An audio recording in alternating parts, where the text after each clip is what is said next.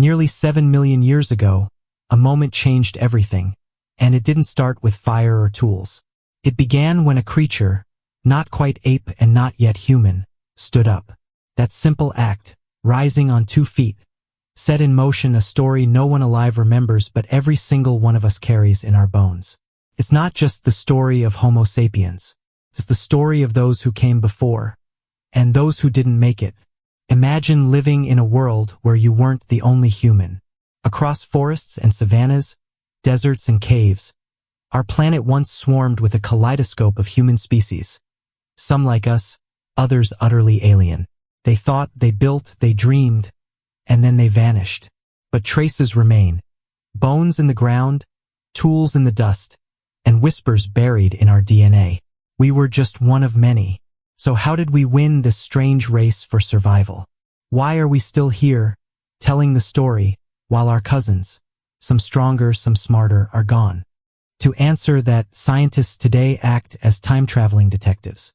They brush off layers of ancient sediment, extract DNA from teeth buried for 500,000 years, and decode stories our ancestors never meant to leave behind. They're not just piecing together bones, they're piecing together us. The deeper we dig, the clearer the picture becomes. Homo sapiens didn't emerge from one cradle of life, but from many. Across the vast African continent, early human groups evolved in isolation, each shaped by their environment, each carrying a different version of what it meant to be human. Then the Earth itself intervened. As climates shifted and ecosystems collapsed, once distant groups were pushed together.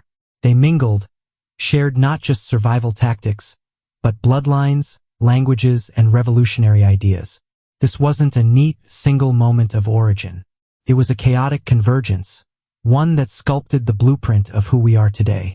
Rick Potts, a leading figure in the study of human origins, calls this era a time of foment, a continent alive with migrations, collisions, and creative exchange. East Africa became a genetic crossroads. Here, moving populations didn't just clash, they blended. But it was more than DNA. These were cultural exchanges, technological breakthroughs, perhaps even the first sparks of shared belief. Though we're scattered now across the globe, our ancestral story begins here. Whether we trace our lineage through Europe, Asia, or the Americas, one truth stands. At our core, we are all African. Still, bones alone don't tell the whole story. To understand our past, scientists look within, deep into the double helix spiral of our DNA. And sometimes, that code holds secrets even fossils can't explain. In 2016, inside a Spanish cave ominously named the Pit of Bones, researchers uncovered genetic material more than 400,000 years old.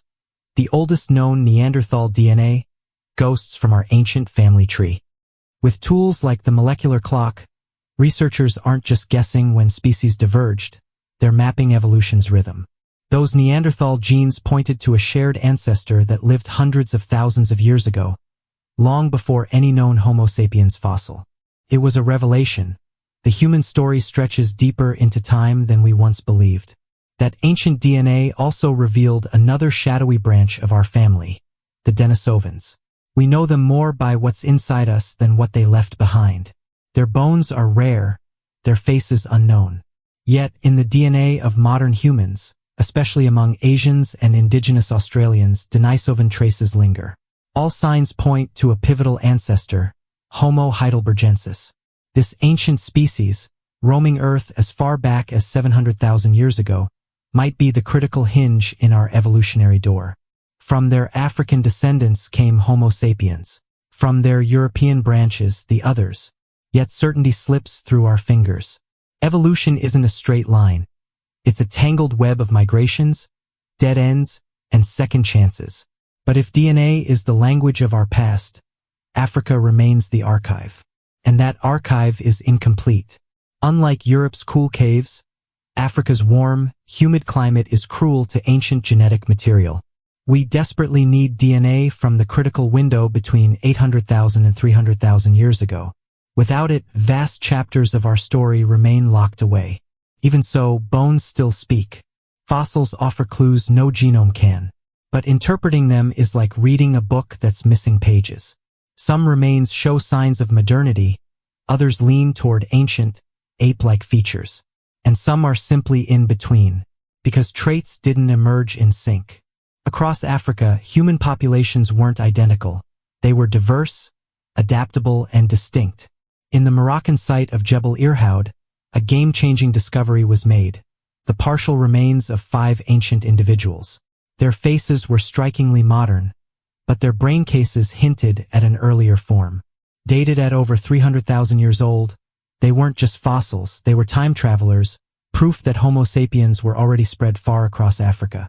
They weren't alone. In South Africa's Florisbad, a partial skull dating back 260,000 years told another piece of the story. Along Ethiopia's Omo River, remains from nearly 200,000 years ago surfaced. And in Herto, also in Ethiopia, skulls emerged so similar to ours some questioned whether they were even a separate subspecies. These early Homo sapiens were evolving in waves, not lines. Each discovery adds another puzzle piece to a portrait still coming into focus. But what defines a modern human? That question haunts every dig site. Before 100,000 years ago, fossils carried blends of archaic and modern features. Eleanor Seri makes a bold case: stop gatekeeping. Accept that most of these ancient people were part of our story. Their tools, crafted, shaped, and shared, prove minds increasingly like ours. Around 300,000 years ago, a quiet revolution began, not in bones but in blades. Crude stone tools gave way to elegant, sharpened points. These weren't just tools. They were ideas, shared, traded, copied. This cultural leap marked a shift in how we thought, cooperated, and lived. And it happened in different places at different times.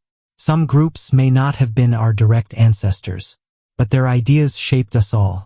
Long before the famous migration out of Africa, Homo sapiens were already exploring. In a collapsed cave on Mount Carmel in Israel, a jawbone dating back nearly 190,000 years was discovered, complete with tools. It wasn't an isolated event.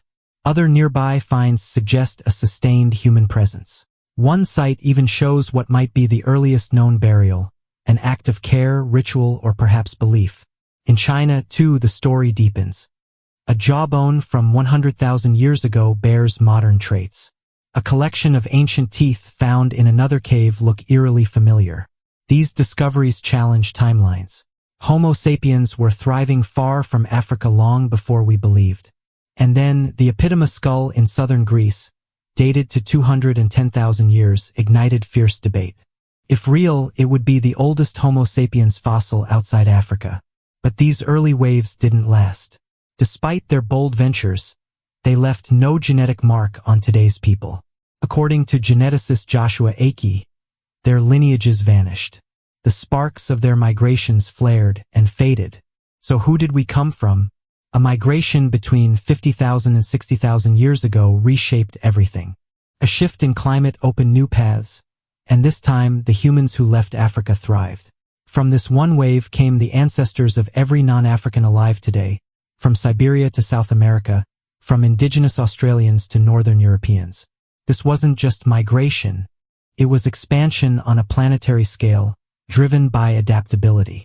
These early humans carried languages, tools, and social systems. They survived in deserts, rainforests, and tundras. They built lives on every habitable corner of the globe. But as we spread, others disappeared. The Neanderthals, the Denisovans, the early migrants, their lights faded one by one, and we remained. On the Indonesian island of Flores, a species unlike any other was found, Homo floresiensis, or the hobbits. Barely 3 feet tall, they may have lived until 50,000 years ago. How they got there, how they lived, and why they vanished, we may never know. But they remind us, humanity once came in many forms. The Neanderthals were our most familiar cousins. They built tools, wore clothes, buried their dead. But they faded, largely gone by 40,000 years ago. Most non-Africans today carry their DNA. The Denisovans remain a mystery, known mostly through their genetic echoes. Their bones are scarce, but their legacy is real. Especially in Asia and Oceania, their blood still flows. So here we are, the last humans, the only ones left to tell the story. We share a planet that was once filled with versions of ourselves. We inherited their world. We carry their echoes. And we're left with a haunting, perhaps unanswerable question. Why us? Why did we survive when they didn't?